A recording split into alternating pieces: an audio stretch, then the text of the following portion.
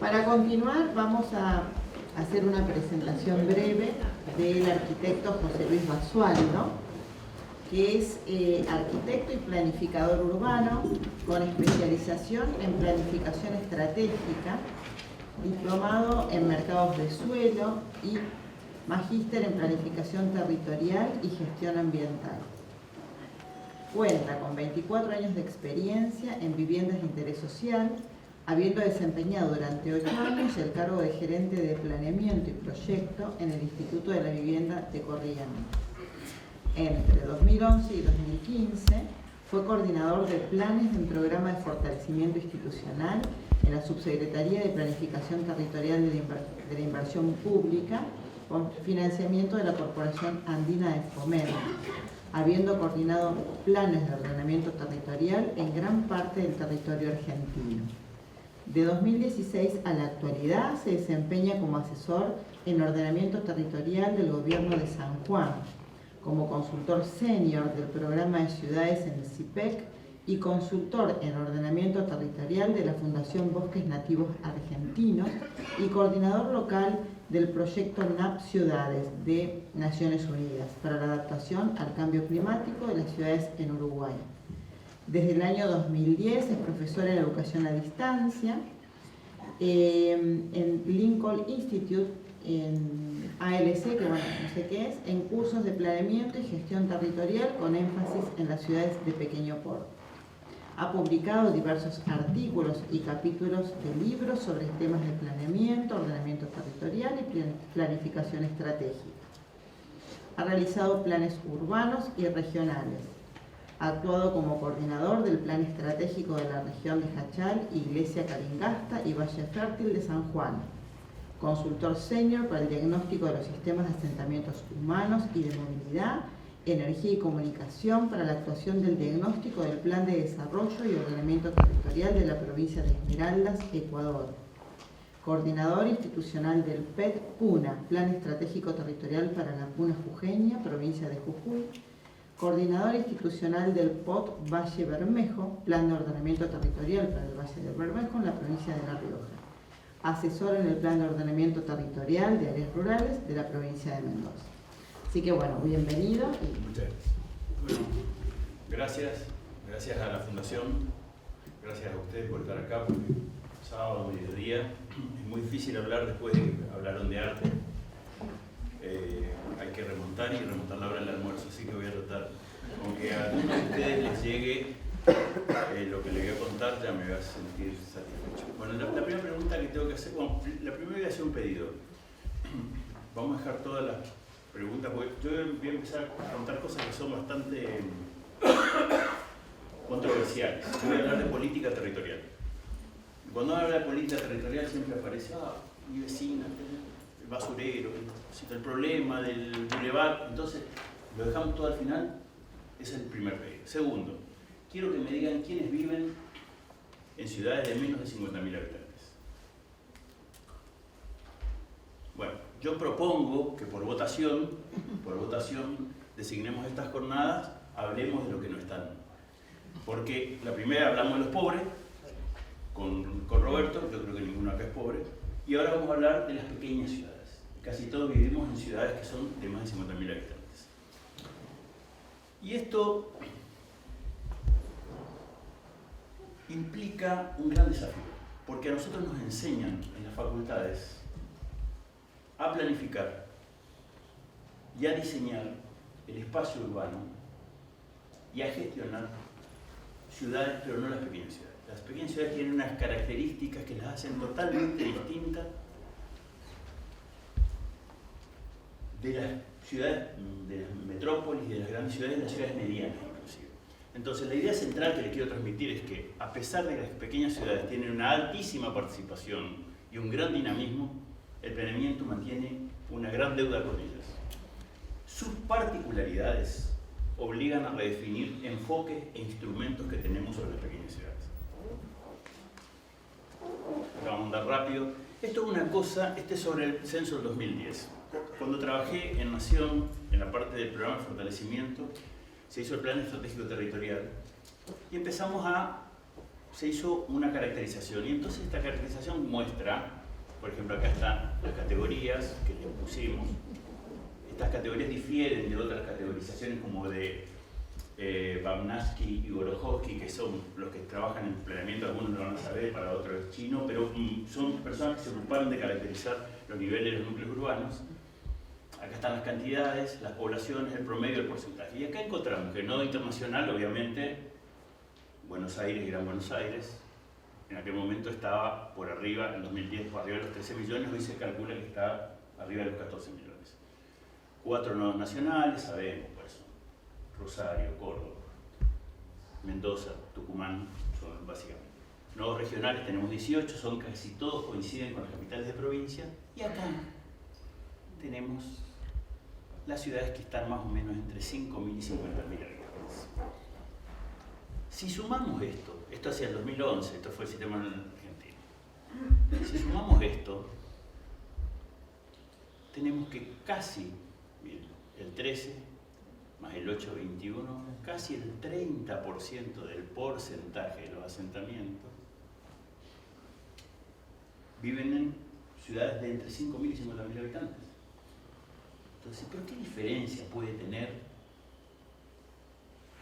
proyectar para una ciudad chica? Es ser más fácil que proyectar para una ciudad grande. Y no, tiene particularidades que la hacen totalmente distinta. Y nosotros en planificación manejamos realmente, yo siempre, esta es una discusión que podemos llegar a tener con colegas. Yo digo que el urbanismo moderno nació con la era de los ensanches hacia 1850.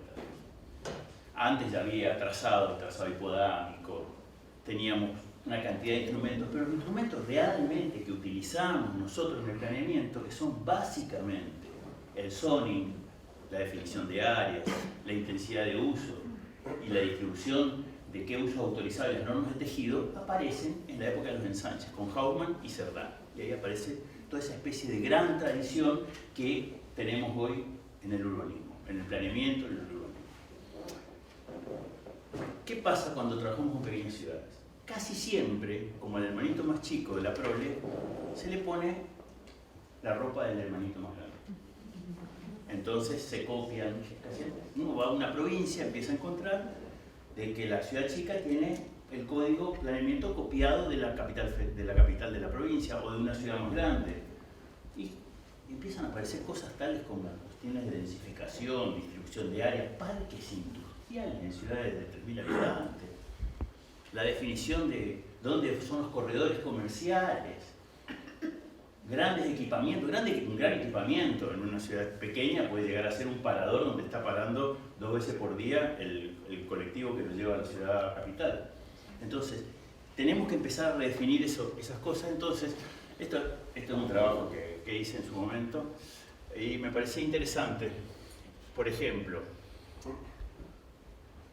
estos nodos, por ejemplo, si nosotros sumamos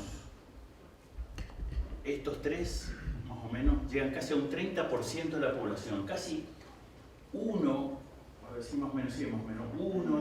de cada 4, 1 de cada 3 habitantes de la República Argentina de la población urbana viven en ciudades entre 5.000 y 50.000 habitantes. Y eso nos obliga a empezar a pensar cuáles son las particularidades que tiene esta ciudad. Entonces, ¿cuáles son las regularidades? Esto es un trabajo que vengo haciendo hace un tiempo, inclusive tengo un curso desde el 2010 de pequeñas ciudades en educación a distancia en el Instituto Lincoln, y entonces me ha permitido comparar con ciudades del resto de América Latina, algunas de España. Entonces, las particularidades que empezamos a encontrar son inadecuación de los instrumentos de planeamiento. Casi siempre, ustedes saben, cuando hacemos un código de planeamiento le dice un código renovable cada 3 años, nunca se cumple. ¿Hace cuánto tiene este código? Sí, yo en el año 82, pero lo hemos renovado últimamente en el 95 porque vino Walmart, ese tipo de cosas. Entonces, son inadecuados. Segundo, tenemos un rango de tamaño entre 5.000 y 50.000 y después les vamos a contar por qué. Un tejido urbano homogéneamente heterogéneo, esta historia de tener la casita, el tallercito, el mercadito, el chino que apareció, que genera un quilombo cuando vas en la bajada,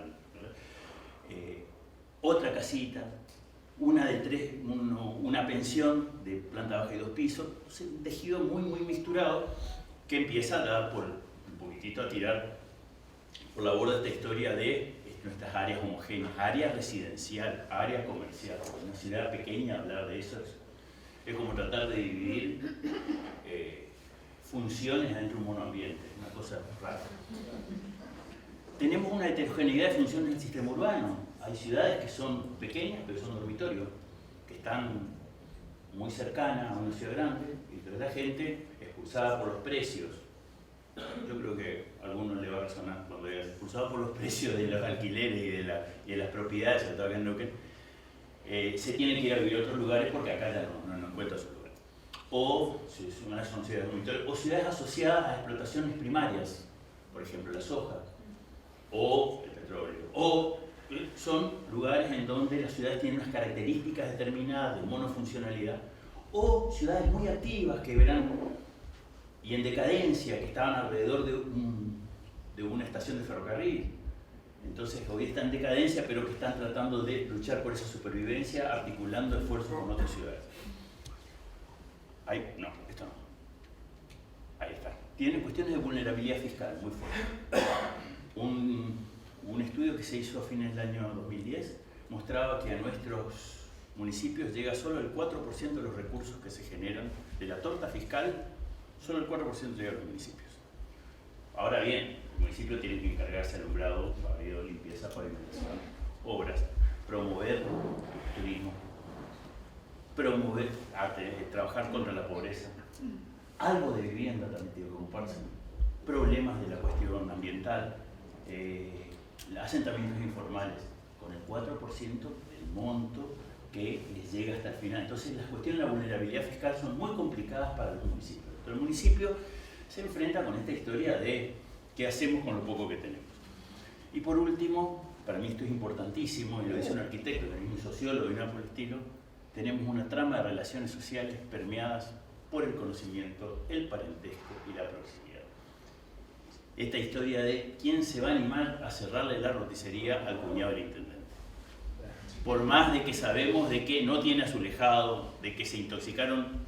Hay una familia intoxicada por la última ensalada rusa que hizo, y es eso. Entonces, y esta historia, somos 3 arquitectos en el pueblo, hay uno que está en obras públicas y otros 2 estamos trabajando. Yo, ¿cómo hago para bocharle a este fulanito, que es mi colega con el que fui, que me conozco, con el que jugamos al fútbol en el soltero contra el casado los fines de semana?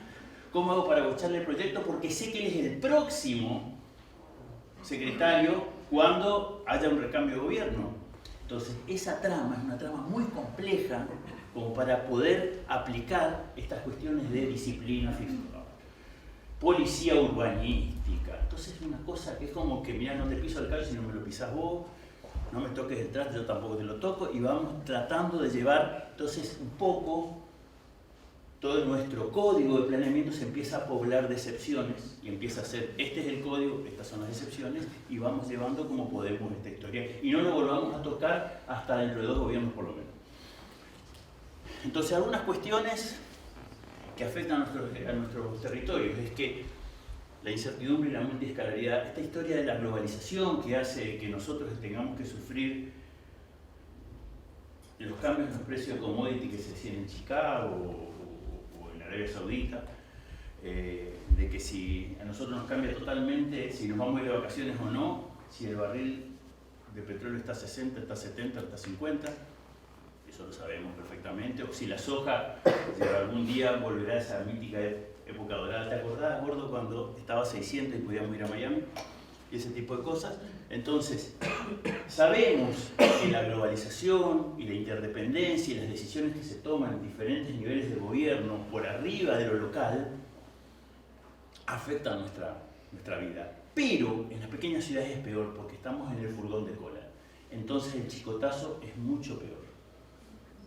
Porque tenemos una matriz económica menos diversificada, porque casi siempre dependemos de 1 o 2 actividades, porque hay una altísima dependencia del empleo estatal, porque casi todo el que no es maestro trabaja en el hospital o es policía.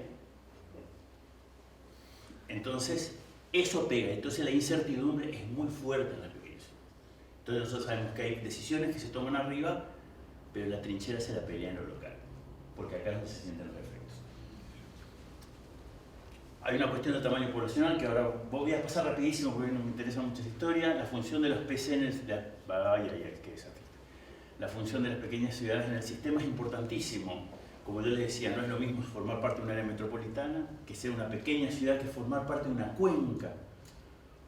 Cuando formamos parte de una cuenca, que puede ser una cuenca turística, formar parte de un recorrido, o una cuenca de algún río, o formamos parte de alguna cuenca sojera, o formamos parte de un valle, nos da otras posibilidades. Entonces se relativiza la cuestión de las pequeñas ciudades y nos obliga a pensar caso por caso. Tenemos la dependencia fiscal, las pequeñas ciudades de instrumento de planeamiento. Esto lo voy a tocar muy rápido, porque aparte, le dejé a Daniel, esto les cuento, le dejé 3 artículos. Un artículo que me publicó Clarín hace poco, sobre la cuestión de las pequeñas ciudades. Uno del Café de las Ciudades, que es sobre un caso que voy a presentar ahora, que es un caso de un círculo de viviendas en una pequeña ciudad. Y un decálogo sobre qué tenemos que hacer para pensar el planeamiento de una pequeña ciudad, que es un trabajo final de mi tesis. Y a lo último, las tramas de las relaciones sociales. Él lo tiene, así que después cualquier cosa, si no, viene acá y lo chupan de donde lo tiene. Bueno, para ver esta cuestión de por qué hablo de la inadecuación de los instrumentos de planeamiento tradicional, de zona y las áreas, esta cuestión, convengamos de que la planificación normativa tradicional, que es la que se aplica en las grandes ciudades, en las ciudades intermedias, parte de 2 falacias. La primera falacia es que existe un campo social pacificado. Esta historia, que era como el Barón de Hauman, que decía, se hace el boulevard. Y todos dicen, sí, Barón, se hace el boulevard. Yo les regalo a ustedes, muchachos, intendentes de una ciudad donde tienen que ampliar una avenida y les tocan la higuera a Doña Juanita. Y les puedo asegurar que va a aparecer Doña Juanita, Vida Silvestre, los yaguaretés de Greenpeace, todo para que no toquen. Entonces, actuar en un campo social que está permeado, está complicado y politizado por cuestiones de derecho, por cuestiones de posiciones determinadas, obliga a tratar de surfear en un mar de puercoespines. Es una cosa, y es bastante complicado. Entonces, esa falacia de la existencia del campo social pacificado, tenemos que correrla y tenemos que decir que, muchachos, planificar en una pequeña ciudad, por esta trama de parentesco, de conocimiento y de la cantidad de actores que hay en la cercanía, es muy difícil. Primero, hace poco, un tiempo, estaba trabajando en San Pedro y me dice un día el secretario de Obras Públicas, estábamos hablando, y yo le dije, mira, acá se podría hacer tal cosa en esta parte del asentamiento informal que había, me parece que podíamos trabajar en la parte de espacio público. Y me dice, mira, sí, ¿por qué? Parecía más Google Smart, ¿viste? El cono del silencio sale así. Y dice, yo no sé, yo creo que tengo micrófono. ¿Sí? La paranoia fue. Entonces me dice, ¿vos podés creer que yo hablo algo acá? Me voy a la tarde a tomar un café con mis amigos y ya todos saben lo que se habló acá. Y digo, boludo, está una pequeña ciudad, San Pedro es así. Esta está la que no pasó con el lampazo, que está mirando y está más o menos pispeando. Entonces, esta historia de empezar a entender el planeamiento que nos dijeron nosotros en los libros donde decía, se hace una audiencia, se publicita el plan. Mentira, cuando estamos hablando, una pequeña ciudad sabe perfectamente, y vos llegás al mediodía a tu casa y tu mujer te dice, che, ¿sabes qué? Me llamó fulanita y dice que ni se te ocurra tocarle el mercadito. Entonces es una cosa bastante complicada, hay que manejar esta historia. El campo social no está pacificado y hay que trabajarlo. Segundo, el planeamiento normativo parte del hecho que el progreso social está dado por hecho. De ahí viene. Yo les invito a que repasemos los nombres que se le han dado a los planes. Planes reguladores. Regulamos algo que se está yendo. Planes directores. Dirigimos algo que viene con impulso. Yo nunca escuché que se hable de planes promotores. Y sin embargo, gran parte de nuestros problemas en nuestras ciudades son las ciudades distritos que están deprimidos, que no tienen problemas, que pierden población, que necesitan esa levadura de la urbanización para poder... Entonces casi todo el planeamiento normativo es como una especie de flanera en la cual nosotros metemos la masa para que leude y llegue a tener una cierta forma, pero nunca asociamos al planeamiento como un inflador para darle respiración asistida a alguien que no le está llegando oxígeno. Entonces, tenemos que pasar de un planeamiento reactivo a un planeamiento proactivo que articule una serie de instrumentos.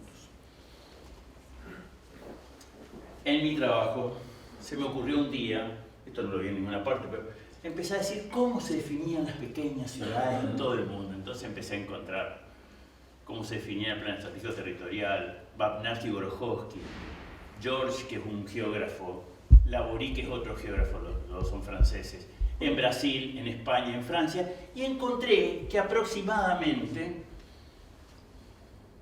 bueno, este es el dinamismo, después podemos volver a este. Decíamos, se podría decir que considerando solo el tamaño, podrían ser encuadrados como pequeñas ciudades los núcleos urbanos que oscilan entre 5.000 y 50.000 habitantes. Tienen una determinada característica. Por abajo no tienen las suficientes características que la puedan dar como una especie de soporte territorial con características urbanas, contemplando cierta flexibilidad en una medida que se consideren otros criterios tales como la pertenencia a un área metropolitana, amenazas ambientales, base económica. Y planteamos esto considerando que se puede configurar un escenario de complejidad territorial necesario de ser abordado con instrumentos de planeamiento específico para estas realidades. Volviendo para atrás, les cuento que este es entre el 91 y 2010 la evolución que tuvieron las ciudades en el total del país y las pequeñas ciudades. Son mucho más dinámicas las pequeñas ciudades. O sea, de hecho, todas las ciudades mayores de 1 millón de habitantes están estancadas. Buenos Aires, desde el año 1950, tiene los mismos 3 millones de habitantes, por más que se construye todo el tiempo. Creo que están trayendo gente afuera y la llevan, no sé, una cosa así. Pues realmente se sigue construyendo y somos 3 millones de habitantes, 2.900, 320, y ahí no estamos. Las medianas ciudades tienen un cierto dinamismo, pero las que realmente están moviendo en perímetro del crecimiento, de ese 10% que estamos teniendo del censo a censo, son las pequeñas ciudades. Y hay una explicación. En principio, sobre todo en la cuenca sojera y en toda la ampliación de la frontera ganadera, el campo se está despoblando. Se está despoblando a pasos agigantados porque no es necesario más despoblador de campo, porque está todo tercerizado. Se contrata el que fumiga, se contrata el que va a revisar la vaca y todos viven en las pequeñas ciudades o en las medianas.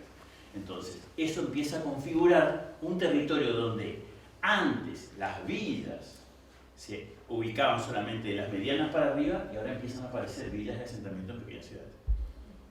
Porque no pueden vivir más en el campo, la pobreza rural es fuertísima y no están encontrando lugares en las pequeñas ciudades para poder entrar. Entonces se le complica. Y eso también se instala en la agenda de los decisores territoriales como un problema complicado. ¿Cómo dar solución a la migración rural, primer escalón urbano que estamos teniendo? Entonces yo siempre digo que cuando empezamos a hablar de cómo se traslada de una decisión política a una política territorial, tenemos 3 instancias. La primera instancia es qué es lo que se puede hacer, que son las normas. La segunda es si tenemos lo suficiente, que son los recursos, sea el vale de gasoil para poder hacer las inspecciones, sea la bolsa de cemento para poder pavimentar una cuadra, sea la cantidad de gente necesitada que necesitamos para poder ejecutar un cierto control, o el software de GIS para poder controlar el territorio, necesitamos recursos. Pero de estas dos cosas, las normas, los recursos y decisión política, no nos sirve nada si los procedimientos internos dentro de nuestro aparato burocrático o en articulación con las otras partes del Estado no nos acompañan, o con los privados. ¿Por qué?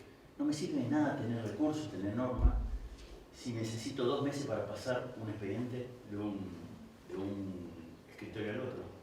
Entonces, cuando se articulan las normas, los recursos y los procedimientos, donde realmente tenemos política territorial. Entonces, nosotros, planificadores, siempre nos quedamos acá. Hacíamos el mejor plan, la mejor norma, las mejores cartografías y quedábamos acá. Y nunca nos olvidamos que a veces frecuentemente un plan de una elaboración tremenda, de una sofisticación espectacular, que daba para que sea ejecutado por una persona que no había terminado el secundario y que estaba en mesa de entrada y estaba haciendo. Se llevaba las cosas y controlaba. Y era como darle una Ferrari a alguien que nunca había pasado de manejar un Duna. Era una cosa, una sofisticación tremenda. Entonces, en una pequeña ciudad nosotros no podemos hacer un plan así. Tenemos que hacer un plan mucho más adecuado, más chiquito, más fácil, con objetivos, trabajando por objetivos, no quedarnos en la forma. Hay un libro espectacular que se llama Nuevo Principio del Urbanismo de François Hachette, que es un libro chiquitito, espectacular, uno lo lee así en un viaje en colectivo, espectacular, donde cuenta, dice, pasemos del planeamiento, de la forma al planeamiento de los objetivos. El planeamiento tiene que ser enfocado a los objetivos. La forma, después lo vemos. Entonces, ¿cómo se llama? Nuevos principios del urbanismo, François Hachette. Francois Hachette, murió en el año 2004. Y hay un libro impresionante del diario hipermoderno que es, bueno, pero ahí trabaja el tema del concepto de hipermodernidad que es tremendo. Entonces, en respuesta a esto, algo que uno va haciendo es, postulamos un urbanismo de infraestructuras y un planeamiento de instrumentos. Un planeamiento que no tenga instrumentos, claro, que nos dice, regulamos esto. No, y si no tenés para regular, ¿cómo se financia? ¿Cómo se financia esto? ¿A quién le sacamos para que él pueda tener él? Si él lo tiene, porque tenemos acá, esta es la torta. Entonces, si lo queremos dar a él, le tenemos que sacar a ella. O sea, de alguna forma tiene que haber. Entonces, te autoriza esta urbanización si generás tantos lotes para vivienda social. Te autorizo esto si aparte vos te haces cargo de la extensión de la red cloacal. O sea, un planeamiento de instrumentos que permite ir por la equidad, por la igualdad. Pero a su vez, un urbanismo de infraestructuras. A veces tenemos que dejar de pensar en vivienda y empezar a pensar en suelo servido, porque a partir del suelo servido, regularizado, podemos empezar a articular diferentes cuestiones. Entonces podemos articular una cosa que nos viene de Nación, algo que captamos acá, la fundación que viene tal cosa, el steel frame de Roberto, y podemos empezar a generar algo sobre un suelo servido. Entonces, la mayor parte de los atributos que tiene una vivienda no están dentro del lote, están afuera. Cómo llego, cómo se sanea, la energía eléctrica, el espacio público, el puestito de salud, la escuela secundaria, la bicisenda que llega hasta el frente, la calidad ambiental, todo está fuera del lote. Lo que está dentro del lote es la vivienda. Pero esa vivienda es nada si no tiene la ciudad que está afuera. Por eso tenemos que postular un urbanismo de infraestructuras con una buena estructuración territorial y un planeamiento de instrumentos que no diga con el dedito como una especie de madre judía decir esto es lo que tenés que hacer, sino esto es lo que tenés que hacer así y te haces cargo de esto y aquel se hace cargo de esto. Es necesario transitar desde el plan libre hacia el plan proceso. Este plan libre, que era una especie de la tabla de la ley que le entregamos los planificadores al intendente, decir, ¿qué hago con esto ahora? No sé, es problema tuyo, y me voy yo a seguir dando charlas en otro lado. Y él dice, ¿yo qué hago con esto? Entendamos que el planeamiento es una construcción política, político-territorial. Claramente tenemos que entender esto, y que no existe, y que toda norma, y me estoy por meter en berenjena, pero entendamos que cualquier norma, cualquier ley, cualquier resolución, cualquier decreto es la cristalización de un Estado, de un contrato social, si no es letra muerta. No sirve de nada que nuestro presidente salga diciendo por decreto se abole la pobreza o ya no hay más pobres. No, los pobres van a seguir estando por más que no lo reconozca, esa es letra muerta. Lo que debería decirse es el tanto por ciento de la producción agrícola debe ser destinado al consumo interno a precios subsidiados para terminar con la pobreza, por lo menos con el hambre. Eso es transitar desde esta expresión de deseo, que es la cartita de los Reyes Magos que estábamos escribiendo hasta hace poco, a un planeamiento de instrumentos con un proyecto político territorial que apunte hacia la equidad. Otra cuestión, algunas de las soluciones de las pequeñas ciudades se encuentran fuera de la ciudad. ¿Por qué? Porque forman parte de una cuenca, forman parte de un sistema. Y está la posibilidad esta de articular con otras, formando parte. Hace poco me tocó ser consultor de un plan de la microrregión del río Paraná, de Paraná y La Paz, en Entre Ríos. Y sentamos a la mesa a 6 intendentes de diferentes cosas. De 700 personas a 10.000 personas eran los municipios que hay. Y se pusieron de acuerdo en 3 cosas básicas. Un camino costero, una obra muy grande que era de vinculación entre 2 ciudades, que eran 2 ciudades que estaban trabajando como asociadas, pero estaban trabajando muy mal, y un plan concreto de turismo y de mejoramiento de la calidad de vida a través de ciertos servicios, manejo integral de residuos. Eso solo ya les está mejorando la vida. Sigamos.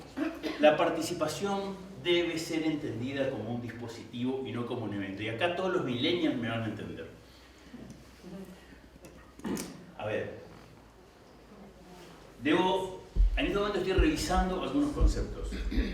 Uno de mis conceptos era que en las medianas ciudades, medianas y grandes ciudades, la participación se planificaba siguiendo los cánones de nuestros libros por evento. Entonces, se hace el plan, se hace la presentación del plan, se hace la validación del plan, se hace la. Hoy, en esta sociedad 2.0 que estamos viviendo, donde todos sabemos perfectamente qué está haciendo la reta en este momento, qué es lo que está diciendo en este momento Macri, y rezamos, qué es lo que está diciendo Macri.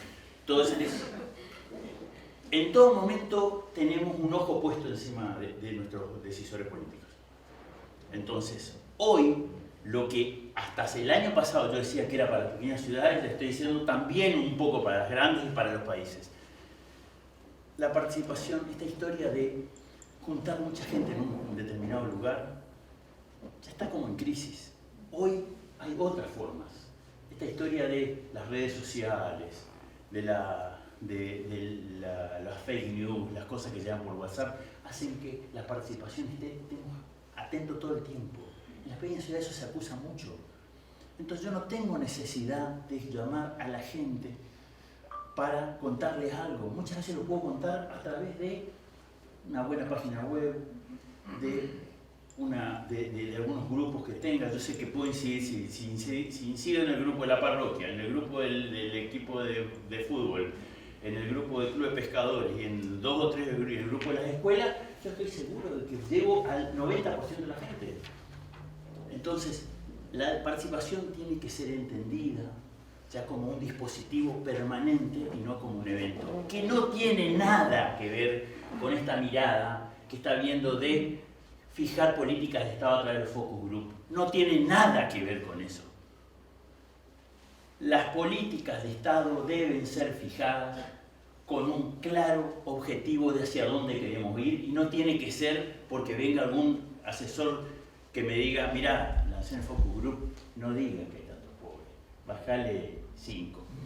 No, o sea, yo lo que digo es esta historia del intercambio entre la gente y el gobernante y entre los diferentes grupos sociales.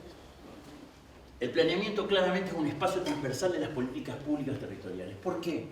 Porque el planeamiento, cuando se diseñaron los estados modernos, se empezó a diseñar y se dijo pensando de que nosotros éramos hombres, que cuando estábamos enfermos no nos educábamos, y cuando nos educábamos no habitábamos, y cuando nos habitábamos no producíamos. Entonces se hicieron Ministerio de Salud, Ministerio de Educación, Ministerio de Vivienda y Ministerio de Producción. Como si nos estuviéramos cambiando de gorritos todo el tiempo, entonces ahora producimos, no, ahora me enfermé, ahora no. Entonces, el planeamiento tiene la posibilidad de cruzar en horizontal y juntar en el territorio, que es como funcionan, todas las dimensiones del ser humano.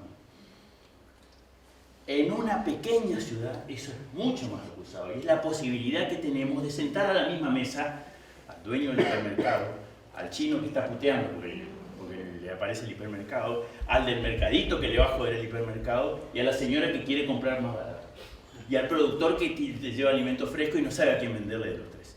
Entonces es la posibilidad, entonces el planeamiento es la posibilidad del espacio transversal de las políticas públicas territoriales.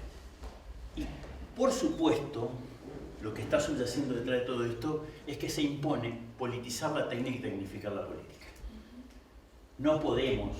Yo siempre digo que hay un libro es un clásico de Max Weber, El técnico y el político, donde dice esta historia de que El técnico es el que te dice cuál es el límite de lo posible. Dice, no, boludo, no digas que vamos a hacer un puente porque no hay río, por ejemplo. Es el que te impone el límite de lo posible, pero el político es el que tiene la espalda y el oportunismo para decir, tenemos la posibilidad de cambiar la realidad.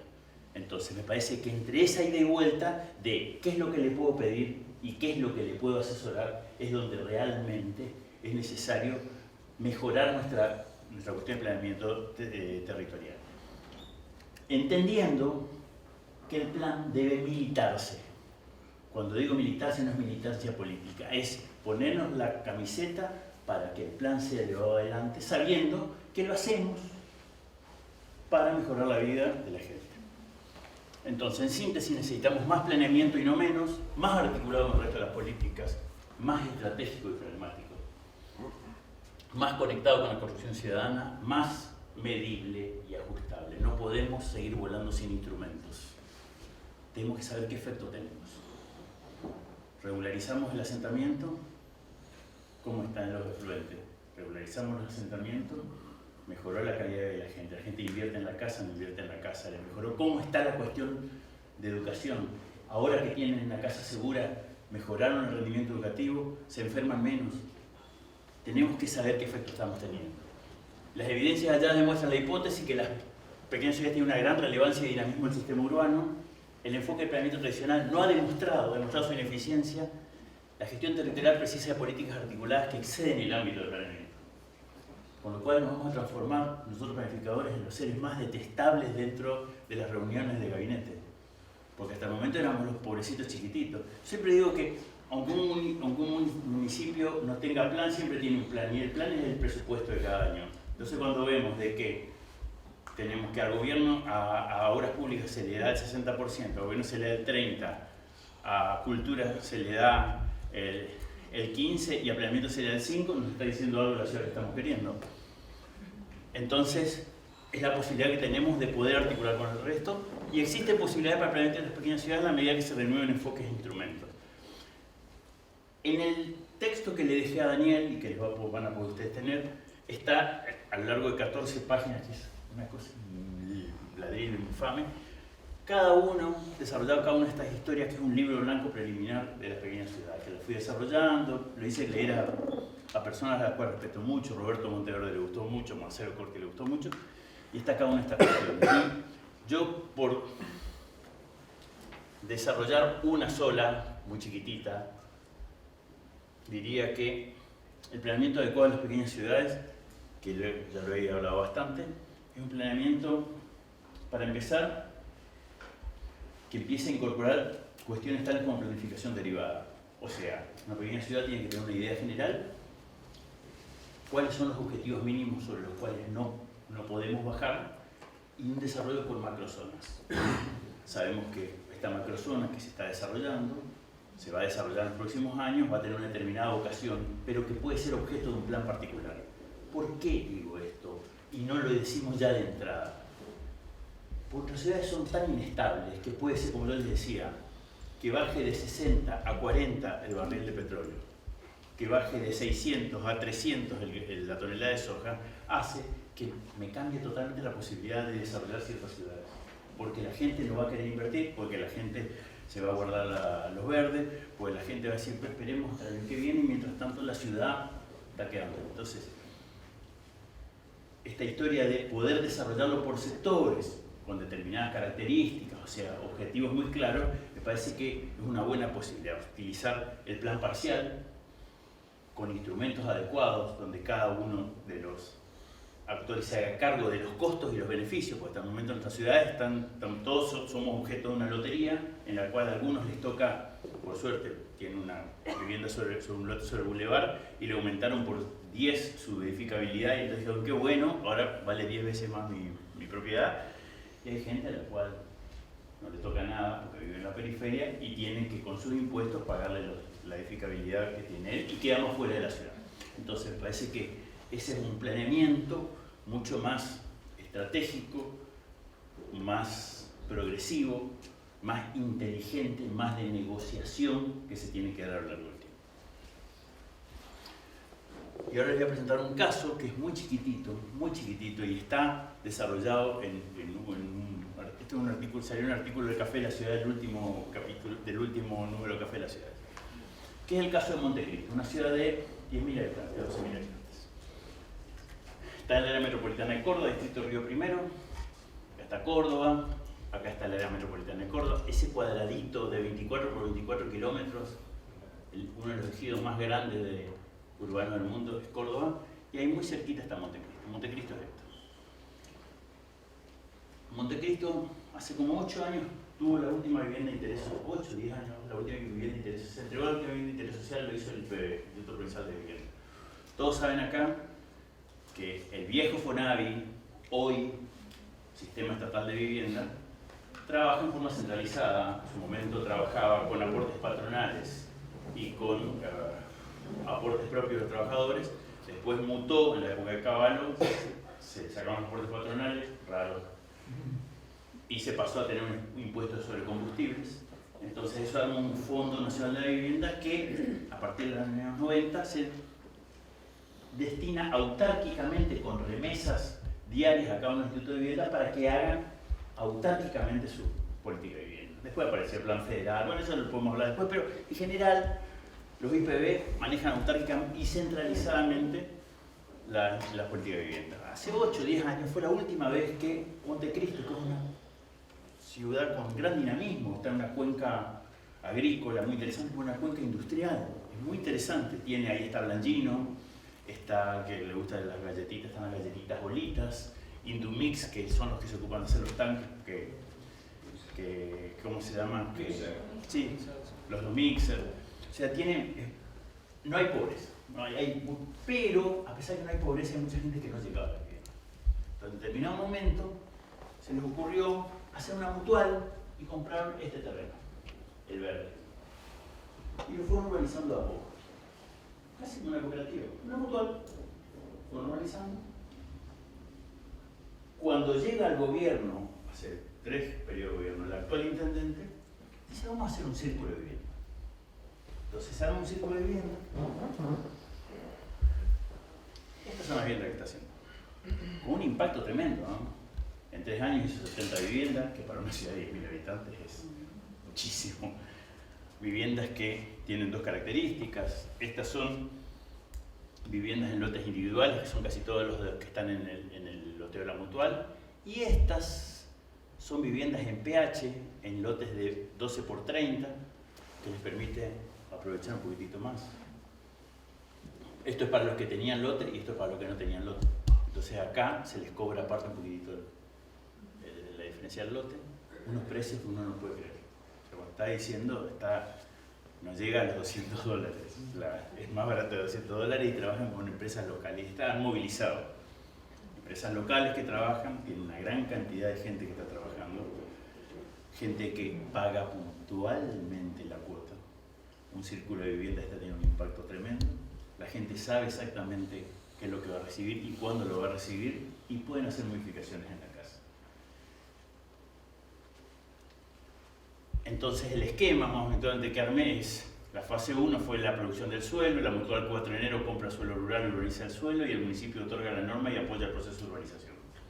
Después le voy a contar cositas interesantes. Entre el 2004, 500 lotes urbanizados con acta de posesión.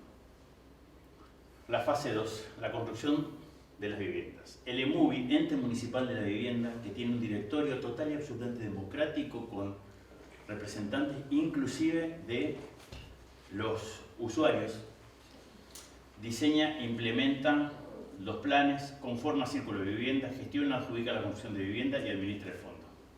El municipio creó el EMUVI, aporta y apoya el EMUVI, le da el lugar donde funcionan, arma una alianza estratégica: yo te entrego horas de retrasadora, me entregas horas de camión que pudo comprar el EMUVI. Le entregó lotes cuando se hicieron los PH, y va a recibir lotes de este nuevo terreno que están urbanizando. Va a recibir lotes, hay una compensación, ahí no se regaló absolutamente nada, todo se hizo por escribano. Y se está logrando un impacto tremendo. 74 viviendas entregadas, 28 en construcción a octubre de 2018. Hace un año yo estuve ahí, estuve haciendo una entrevista con toda la gente. Esto no hubiera sido posible si no hubiera... Esto en una ciudad grande no hubiera sido posible. Bueno, existe la confianza. No existe esta red que nosotros vemos, puta, me está mirando la vieja enfrente mientras salgo con la toallita así de bañarme. Pero también eso significa que me está mirando por si soy objeto de algún asalto. O sea, que las redes sociales y la pertenencia, el conocimiento, el parentesco, funcionan en los dos sentidos que uno tiene que aprovechar. Y acá funcionó en el sentido del control social. Entonces, esto está logrando, y le diré otros casos, el caso de Trenquelauquen, Río Primero, hay otra, Piquillín, son todos lugares de ciudad de menos de 20.000 habitantes, 40.000 habitantes tiene el Trenquelauquen, en donde los círculos de vivienda están funcionando. Esto lo que me está mostrando es que la voluntad política, un discurso claro, la planificación y armar un espacio en donde se pueda transmitir ese discurso y la gente vea que uno está produciendo cosas en base, pedir confianza y responder con confianza, hace que sean posibles las cosas. Entonces, yo creo que después de todo, estuvimos a punto de pedir un 38 largo para pegarnos un tiro, después de decir las pequeñas ciudades no tienen redención, no hay posibilidad. Yo decía que sí hay posibilidad. Las mismas características hacen que podamos generar este tipo de instrumentos, este tipo de iniciativas. ¿Qué pueden ser más? Pueden ser más. Esto es solamente un pequeño botón de muestra, pero un pequeño botón de muestra que dice que es posible, y que es posible en la medida que tengamos gobernantes comprometidos, técnicos, no solamente comprometidos, sino capaces, comunicación clara, transparencia y gente que nos responda a un discurso de igualdad, de equidad que queremos ver en las ciudades. Nada más.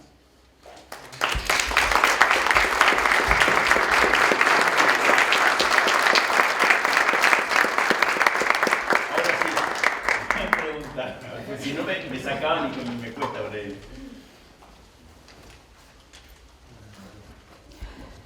Bueno, yo voy a preguntar. Bueno. Yo te pregunto. Por suerte viene alguien conocido. Pero, ¿sabés qué?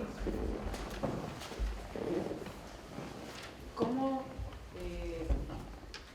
sabemos todos que la necesidad imperiosa es de vivienda? Pero también, como vos dijiste, uno de los componentes básicos de la ciudad, sea grande o pequeña, es su complejidad en el territorio, sí. Y la complejidad está dada por la conjunción funcional y sobre todo garantizada a través del espacio público. Sí, totalmente. Entonces, cuando se hacen estas intervenciones, que es lo que a mí más me preocupa, es que siempre nos fijamos en resolver el problema de la vivienda y el espacio público no entra.